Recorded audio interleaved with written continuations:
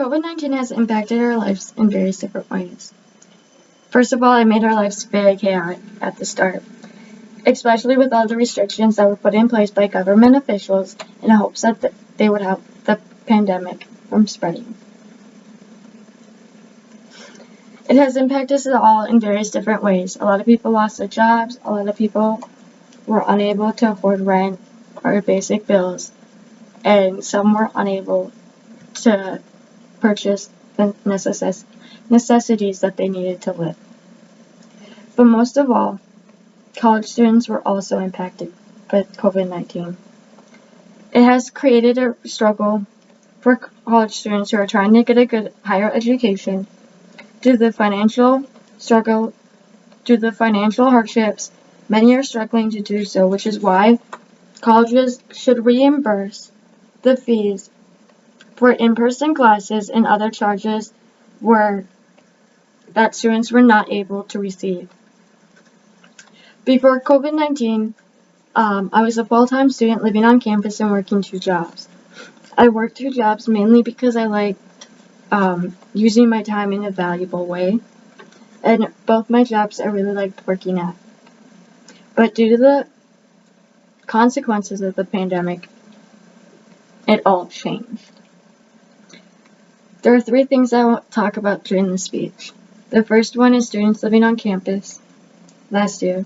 Many have the opportunities and jobs, and the cost differences in tuition. Room and board is not necessarily cheap, especially when you're living on like a high-end campus. A lot of the time, rent is actually cheaper than living on campus for many students. But a lot of students choose to live on campus due to the experiences that they are able to receive. A lot of students are able to interact with others. They are able to take part in activities that a lot of students living off campus are not able to take part in. But due to the pandemic, a lot of students that were living on campus were given little to no notice to leave. This caused a consequence in itself because a lot of students were not financially capable of finding another place to stay, which led a lot of people to struggle to find a place in which they were able to afford, but also buy the necessary things they needed to survive. But along with living on campus comes a meal plan. And although a lot of us last year were basically kicked off campus, the college only reimbursed us 20% of the fees in which we originally paid for the meal plan. We got kicked off about not even halfway through the semester, so why are we only being reimbursed for the percentage in which we used rather than the percentage in which we didn't use?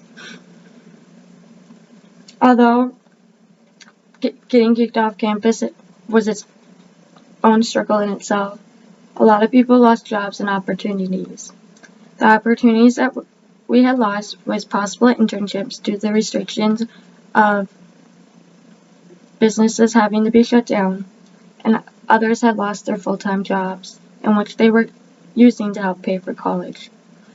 And although there are other resources that students were able to take part in, like unemployment, those resources didn't last very long for us. It wouldn't pay our college tuition.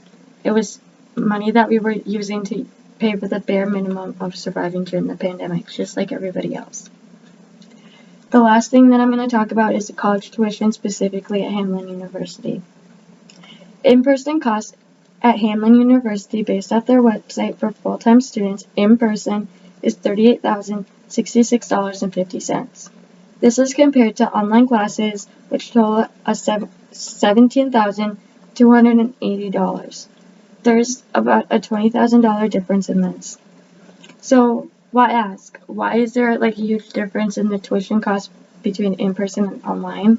Well, it's based on the experiences that students are able to receive in class compared to online. Students are able to interact with their peers and their professors and take part in activities that they most likely won't be able to take part in while in online classes. After looking at how college students were affected, housing, financially, and class restrictions, they are still struggling. Students who are charged services such as in-person fees while in online classes, on-campus living, and meal services should be reimbursed the full amount of the difference in which they didn't receive. College tuition from last year to this year's tuition has been raised, which doesn't make sense.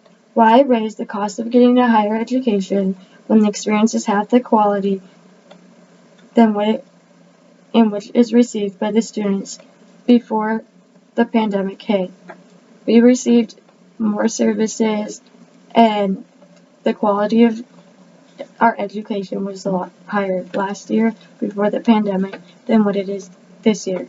A lot of us were forced to take online classes, and if there were online classes, like in-person classes, they were still under very heavy restrictions. We were not able to get to know our professors. We were not able to take part in group activities. We were not able to really get to know our peers because of the heavy restrictions, which meant that some students were in class while others were possibly online. Which leads me to say that students already financially struggle to go to college. So why do we have to pay for services that we are not receiving? Which is why colleges should reimburse us for the experience that we are not able to receive, even though